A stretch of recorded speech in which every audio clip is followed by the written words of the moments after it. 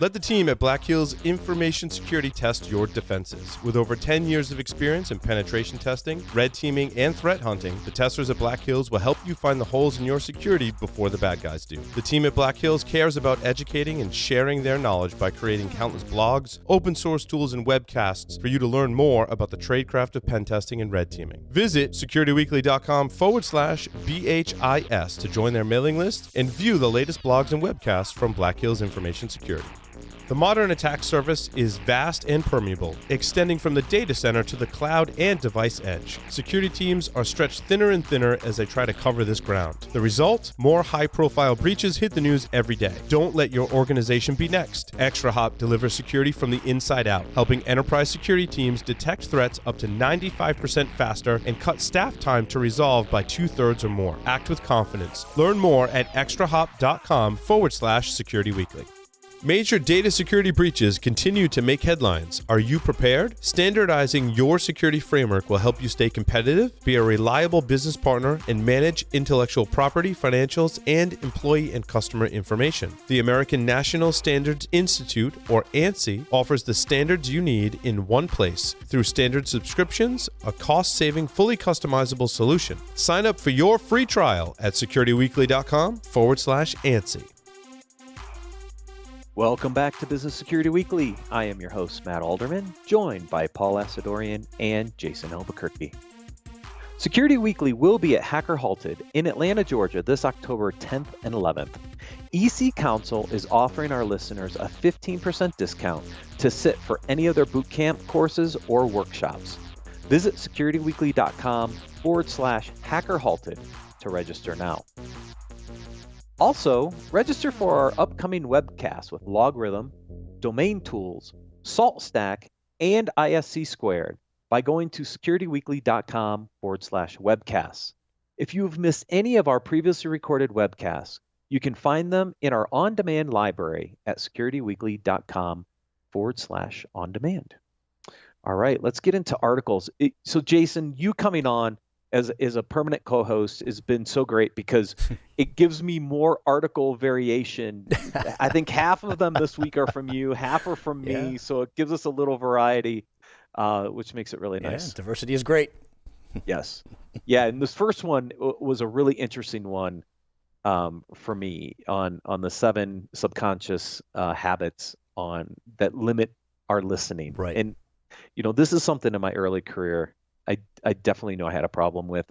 I've gotten better, but I'm still not perfect, which is God gave you 2 ears and 1 mouth.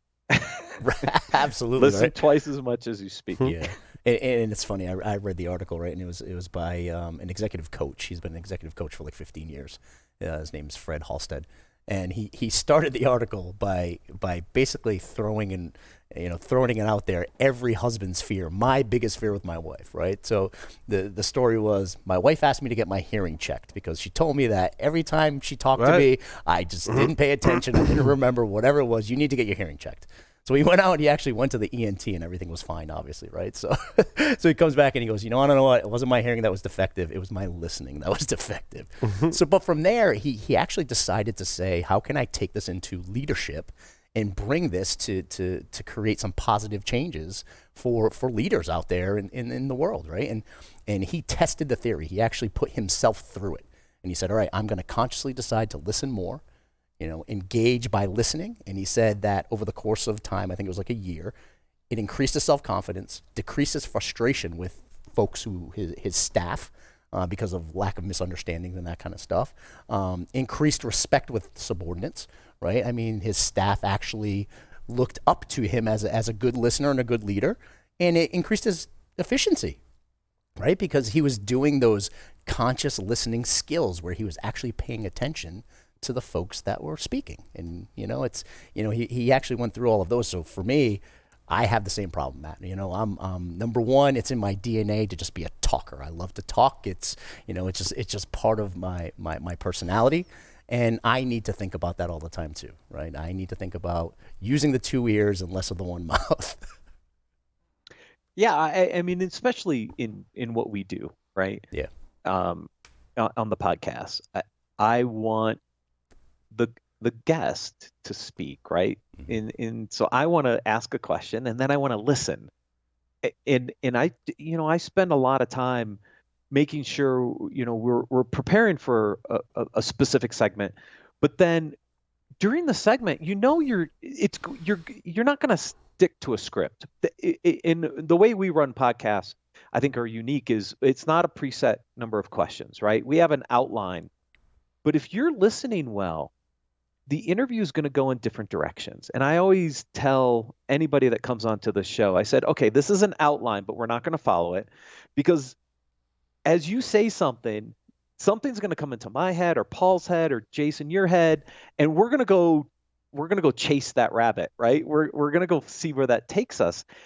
But that requires good listening skills for us to be able to hear what they're saying and then ask a set of questions that are completely off script to actually continue to go down that path. And I think that's what makes some of our interviews more interesting is they are not pre-structured or preset. Yeah, well, no, I think there's two things too. I think number one, being genuinely interested in what the person has to say is goes a long way, right? Like you got to be really into the interview. The second thing is it's really about the audience, right? I think what helps me the most in interviews is trying to draw out of the person what I believe the audience wants to hear about that person, right?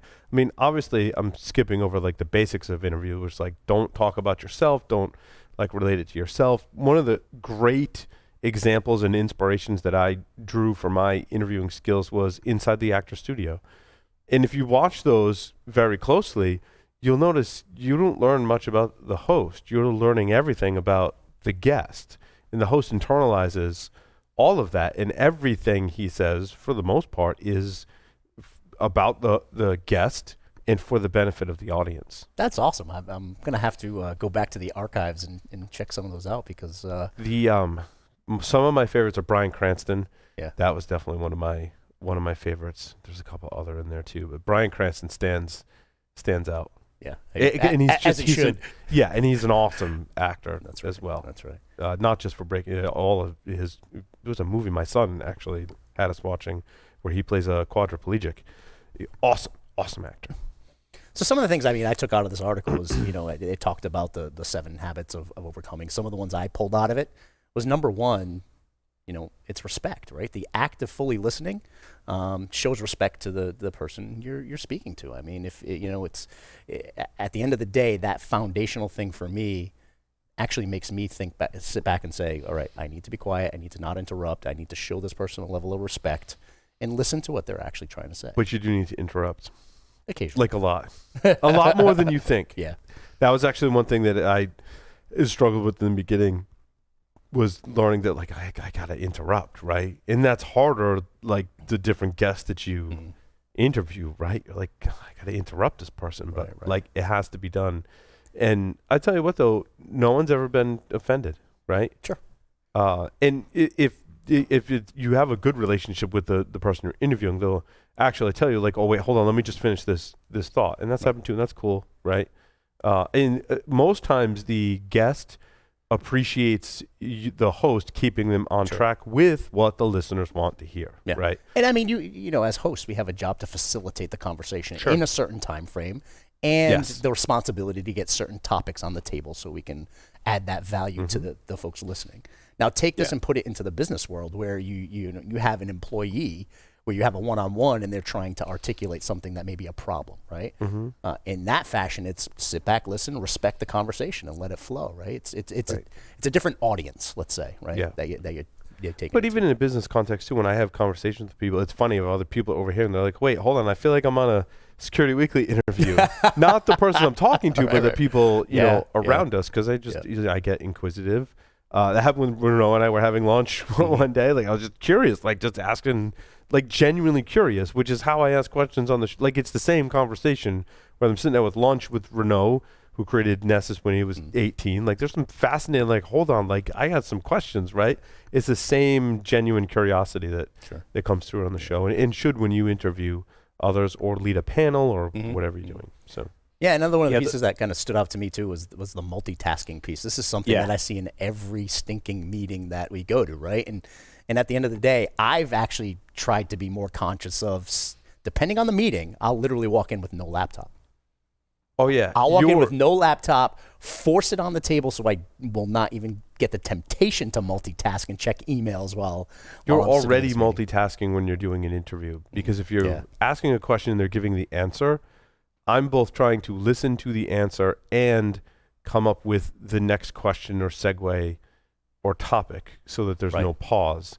That just takes practice, and like you can't be doing. And oftentimes, like I'll go back and listen to an interview because I'm like, I really only got 50% of what the person said, and it's not because I wasn't paying attention. It's because I was conducting the interview, and it's hard to absorb everything that they're saying. And sometimes you hear when I interview people, if there is a pause, it's because it slipped, and I just started paying attention 100% of what they were saying. I'm like, that's awesome, and then I'm like, crap, what am I going to ask him next? That's when you'll hear a pause. So, Jason, to your point, the multitasking one is the one that gets me every single time. Yeah. And you know when it happens, it's when I'm sitting there going through my email or doing whatever, and the wife is over the shoulder asking me a question, and I completely blew it. Yep, exactly. When you will see me multitasking during an interview is if I know the answer the person's going to give because I've spoken with them either on purpose in a preparation call, right? Or like we've had that conversation at a conference, or they visit the studio and I'm like, oh, you should come on the show. That gives me the great luxury of actually being able to, well, now I know what the answer is, so I know what my next question is. Now I can look around and see if anyone else has questions. I can look at their, expression.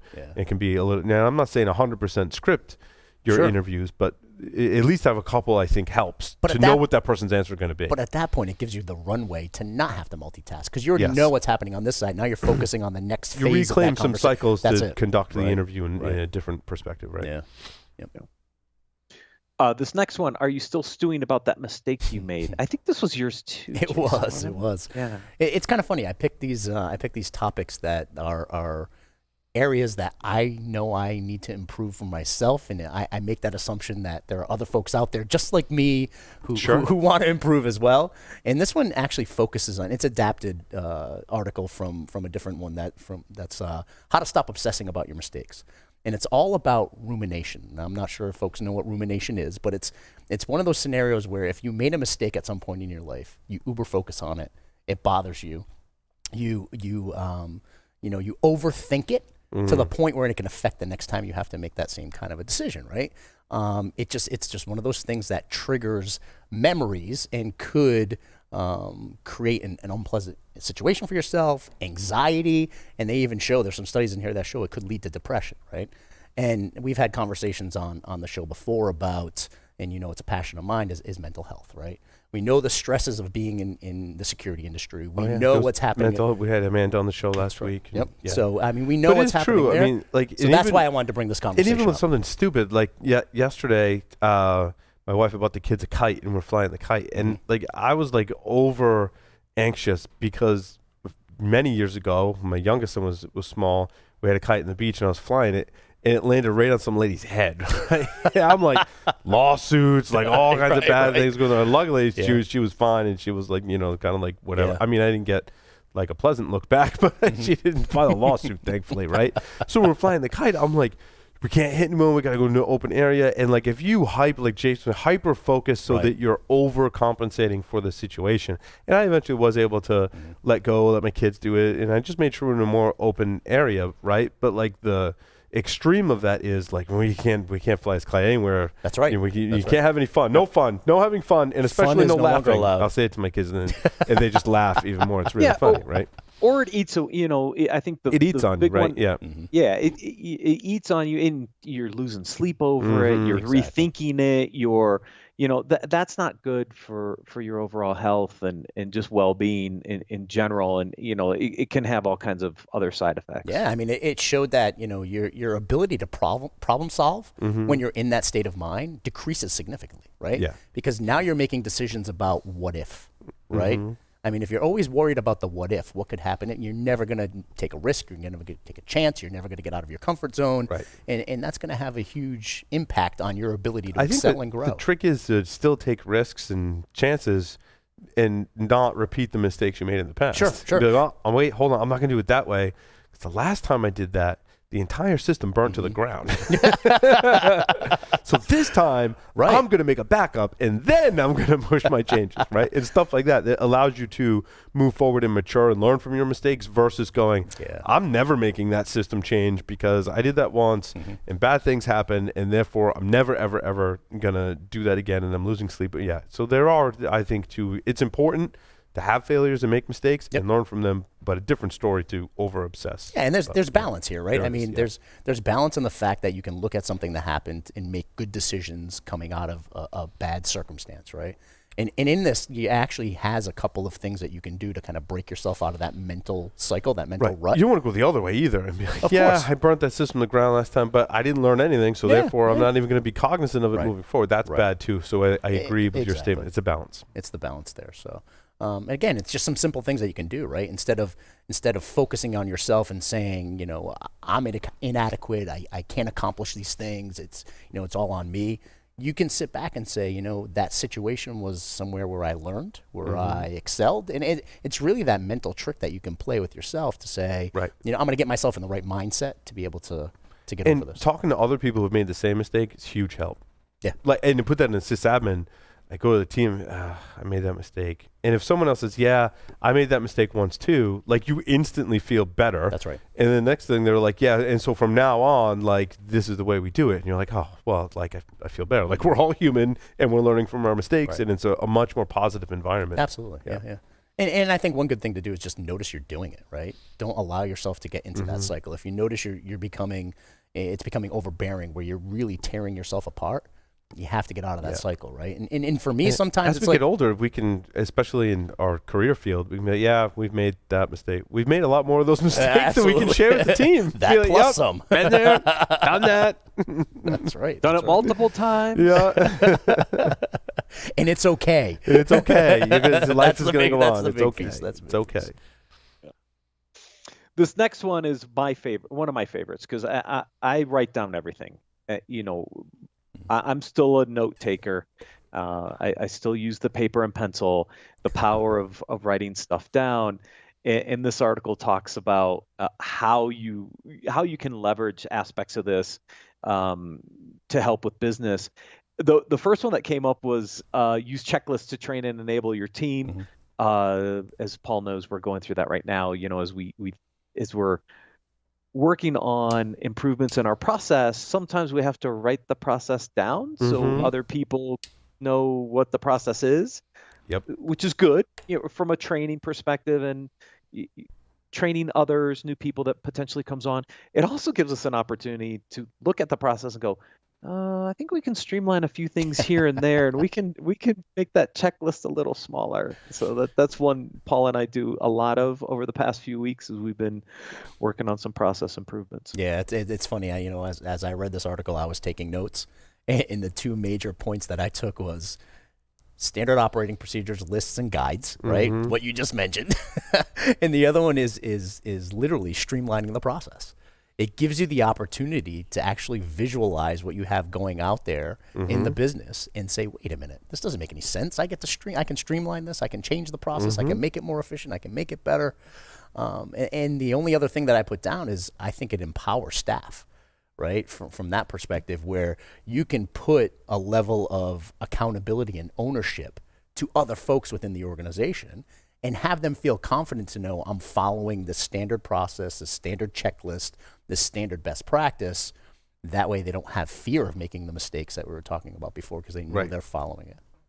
Yeah, and it makes it easier to train new staff, allow for any succession planning, because it's all written down. Right. And a lot of times we just, you fly by the seat of your pants. I like the written procedure. I think it does a lot. I use it also as all my reminders. I'm sitting in a meeting or I'm on a phone call. I'm listening. Okay, so first, listen. Second, I'm taking my notes and I'm marking those like to-do items, those follow-up tasks that I need to do. That is my mental checklist to make sure I'm not forgetting a deliverable that we promised on the call or during the meeting. And so I use it also as a way to track my different work activities. Yeah, and the moral coming out of this for me was checklists come in many forums. I just remember the name of the movie for our next story. I was bothering. I'm sorry. I was listening to what you were saying. Multitasking, So right? I was multitasking. So I was getting half of what you were saying, while the other half, I could not remember. I need to know the movie. He was ruminating on the movie. Was. But no, it's. Sorry, I totally threw you off track, didn't I? Yeah, a little bit. I mean, you kind of threw it off, but it's all good. Don't worry about it. Now I can. No, what were you going to say? Now I can actually pay attention to you. I feel that sense of relief. So I was going to say the moral of the story coming out of this article from me was that checklists come in many forms. I use my calendar as a checklist sometimes. Sure. Right? I mean, Yep. I literally can't live without my calendar. I use OneNote as my note taking and checklists. I look at standard operating procedures and guidelines and things that go out to the teams. They're checklists. So for me, it's like I think I live my entire life off a checklist at this point because everything I do has some level of accountability and reminder for me of things I need to do. What I like about GitHub and like programming tasks, I like the Kanban to do doing done. Yep. Love that. So in that respective checklist and notes, that's a great way to manage. I mean, if you got Git and you get the free one, even the paid one's not that expensive, right? To have private repositories, you can create a little ticketing system there, a little Kanban board to do doing done. It's worked great. Yep. Yeah. If my wife wants anything done at home, she knows she has to put it in a honey-do list because that's how I work. Agreed. If it's on a list, I'll finish it. If it's not on a list, I won't remember it. Yep. Is your corporate culture cultish? This was a really interesting read, by the way, because, in tech, which we are, a subset of tech in the security industry, there's all these interesting aspects around culture. And I think to your little jab at us when you walked in today, Jason, about we need an HR department, I think one of the things that makes us unique is our culture a bit. I like the difference between culture and a cult. And then I was like, what was that movie? Emma Watson, she was in a movie called The Circle in 2017. It's a terrible movie, but it is all about what this article is talking about. Is culture becomes cult, and it adds to that list of, in the movies, evil corporations that do very evil things. I mean, there's like a million movies, right? I mean, but this Circle was the kind of like modern take on it. It's like 5.3 out of 10 on IMDb and a 15% Rotten Tomatoes. It's a terrible movie, but it's exactly what it talks about. She takes the dream job with the corporation, and then you see like all these creepy things. You're like, oh, that culture's gonna turn really. It's a bad movie. But anyway. I mean, at the end of the day, there are corporate cultures that are more about control than diversity, right? And when it's that controlling culture, that's when it becomes cultish. When they embrace diversity and they want different opinions and they want engagement from all of the staff, top to bottom, that's when it's a very strong culture. I read something that said as a executive or leader in the organization, you're primarily there to enforce or create and then enforce culture, right? Or nurture culture. I guess enforce sounds kind of harsh, but to maintain the culture that you want to have for your company.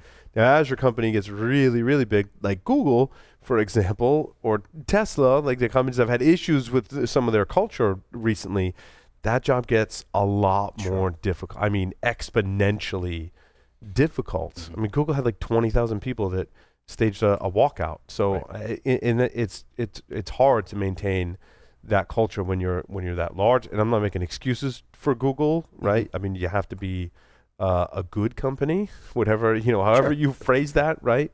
But also communication is really hard. And people are communicating on your behalf when a company's that big, and it may step outside of may not be the culture you wanted to create in the first place, right?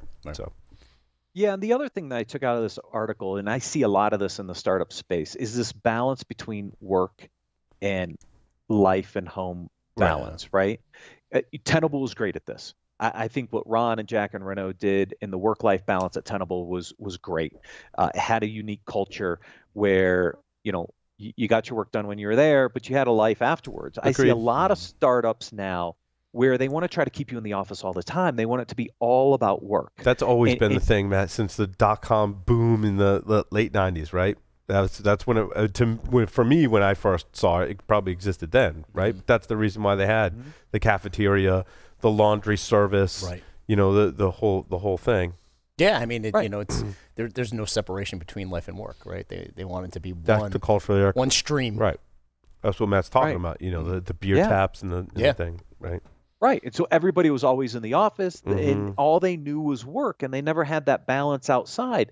Are they happy? Are they not happy? This article talks about, aspects of when you have a culture like that, ask the employees, are they happy or aren't they happy? Do they really understand that balance or not? It was a really interesting because I see a lot of it in the startup world of trying to build that that environment, what they call a culture, but it's really about no, just stay at work all the time. You don't need to go home. Yeah, there has to be a certain degree of freedom. Well, as Matt and we know with the culture we're building here, we want there to be a degree of freedom, right? We don't want it to be like the movie The Circle or Right. a lot of those startups that happened in the .com boom where they're really trying to put the walls up between their employees and the rest of the world, right? That's not freedom, right? That's like imprisonment.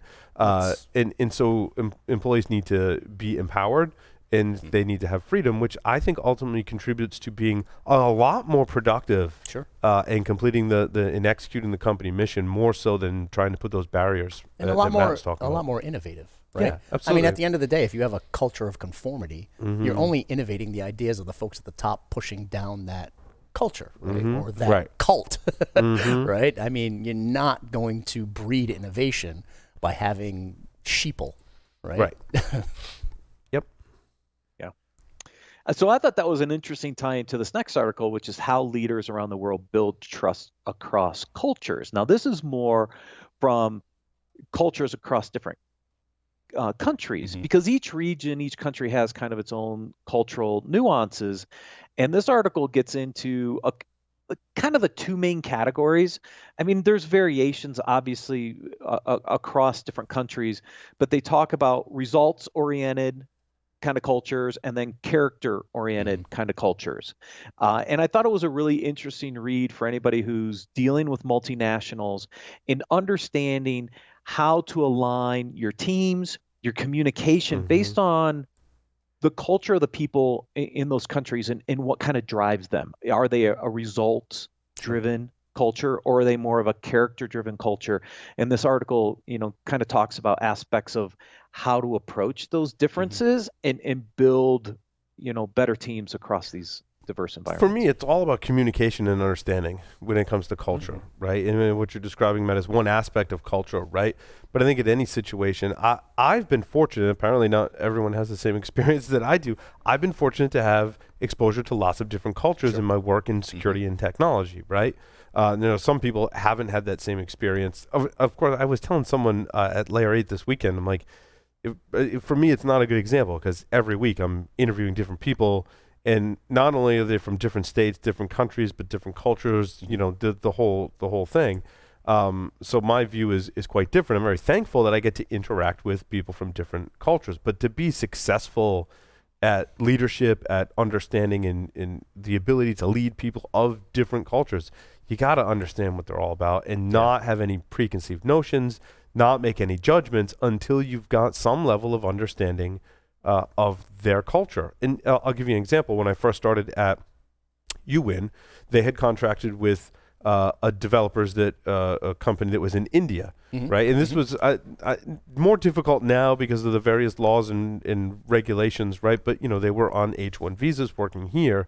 And, they did that. I thought they were nodding yes, but no, that was like a cultural thing where they're, but rather than be dismissive of it or get frustrated by it, I would sit down with my other coworkers, an all-inclusive group, and they would tell me that that's like a cultural thing. And once you have that communication and understanding, it's all good. That's all good, right? And that's with any culture people 100%. That you're dealing with in general in the workplace, right? Like it's the same rule. Like number one, communication understanding is part of the deal, right? You have to be open to building the relationship and learning more about the folks you're working with. Right. Wherever you work and whoever you work with. Yeah. Right? Because some motivators for some cultures are not terrible motivators. Terrible motivators in other cultures. Exactly. So you need to walk in there with an open mind, know that motivation and success come from different ways, diverse paths, and you have to be accepting and learn. Build the relationship so you can understand how to work with the folks on your staff or through partners or whatever the case may be, right? Across country lines and across different cultures, you have to be open to that diversity. Yeah, I guess I was fortunate that I learned that earlier on in my career, because when I went from UN to even at UN, it was a lottery company that had lotteries in, well, Jason Reno, Rhode Island, right? In like 80 country or 80% of the world's lotteries at one time were this local company here and were bought by IGT. And so we had people that worked for us and with us in like dozens and dozens of countries. So the cultural exposure was awesome. It really, I think, really helped build better leaders, in my opinion, because you had exposure to all those cultures. Yeah, you can't walk in thinking that other folks are going to conform to the culture that you have. Exactly. That's just a bad way to go into it. Yeah. No. It's the same way when I would prepare for like a keynote over in UAE or in Singapore. Yeah, teaching and presenting is different, right? Yep. Yeah, exactly. You have to understand the culture so you understand how to make the message resonate in that cultural environment. If you walk over with the same presentation you do in the US, it potentially completely falls flat when you present it in Singapore or Abu Dhabi, for example, right? And so I always wanted to understand the cultural differences and aspects so that I could bring aspects of that into a presentation so that it resonated better with the audience. It's the same kind of thing. You have to understand the culture and then figure out how to integrate and work with it. Then you're more successful, even in a standard presentation at a conference, for example. Know your audience. Yeah, and I also find like making humor about the whole situation. So like the router versus rooter thing, I learned very early on in my career because I was on a call with someone that was in, I think, Belgium, right? Yep. And he said rooter. I'm like looking at the guys, I'm like, what is he talking about? I don't know what he's saying, right? They're like, no, it's router. And then we all had a good laugh about it, right? And so if you can point out. And I think there's a great leadership tip, right? You point out some of those cultural things and have some humor about it. It breaks down barriers, and you can have a much better time. I think everyone's appreciative when you've spent some time thinking and learning about other people's cultures. My experience. Agreed. Is it Wi-Fi or Wi-Fi? Right. Yeah, there's a ton of them, right? I think it's important not just to have that U.S.-centric view of the world, right? You can't, especially in today's day and age of communication. You're pretty ignorant if you do. Like, you really have to try, I think, today to do that because everyone's connected now, right? Yeah, exactly. Last article, Jason, you brought this one in too, which was what really helps employees to improve. It's not criticism. Right. So this was a great one for me. This is probably one of my favorites of today.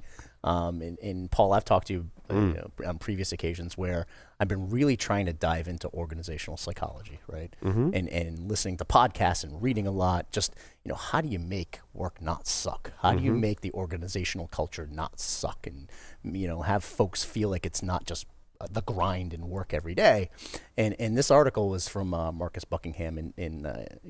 Right now he's the head of people and performance for ADP, but he was also the co-author for a lot of really good books like Strength Finders. I don't know if you know Strength Finders book. Really good book. Check it out.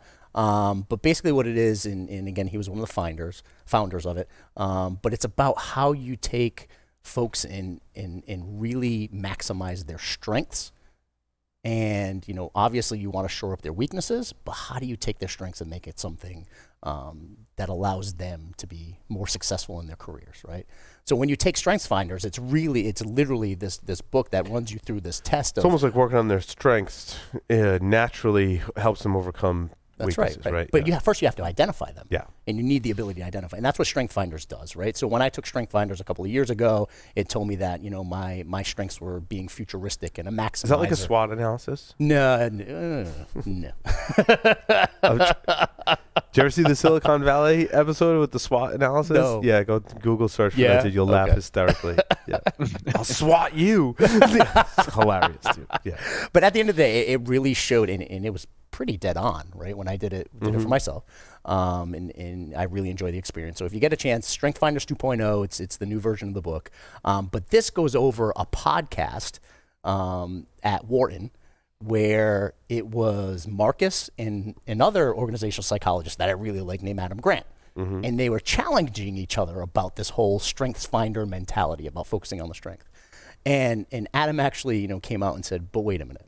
If all you do is focus on your strengths, can't that eventually become a weakness? It could. Right? Where if you focus on your strengths too much, it could become a crutch.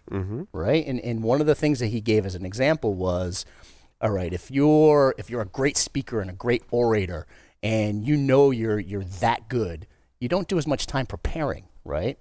And could that become a weakness where you just kind of go on tangents and ramble and you just kind of go off on these tangents during conversations? And what Marcus actually came back with and said, listen, your strengths, you can't take it to that level, right? You have to understand that your strengths are a tool. You can do good things with your strengths, or you could do bad things with your strengths. If you're a great orator, you still have to put the time in to prepare. Yeah. You still have to put that time in to maximize those strengths, right? Or yes, it will become a weakness. Unless one of your strengths is also improvisation. Right. Then you're okay. No matter what you do. But yeah, like every It only takes you time- so far, though. It only takes you right, so that's far. right. Yeah. I mean, and one of the things that he said is the best managers that you have will individualize folks. They're not going to take this grand swath against all of their staff. They're going to know, here are the things that motivates Paul. Here are his strengths. I'm going to work with him to maximize the outcomes for our department by working on Paul's strengths and letting him fly, right? And then the same thing with another employee is leverage those strengths. And hopefully within your organization, you have that balance of strengths across all the different domains, and you have this diverse staff and workforce that can create great outcomes. Kind of like what we did, Paul, Yep. right? We tried to do that, right? I have my strengths, you have your strengths, you've got your focus, I've got mine, and hopefully that's all working correctly and we're hitting all of our we're goals kicking butt and taking names. as far and as I'm having concerned. fun all along the way. But then when we take names, it's in compliance with GDPR. Just throwing that out there. Bring it full circle. Like The Circle, which is a movie you shouldn't watch. Look at you. Oh, gosh. Talking about full circle, let's close this thing. Thank you, everyone, for joining us, and we'll see you next week on Business Security Weekly.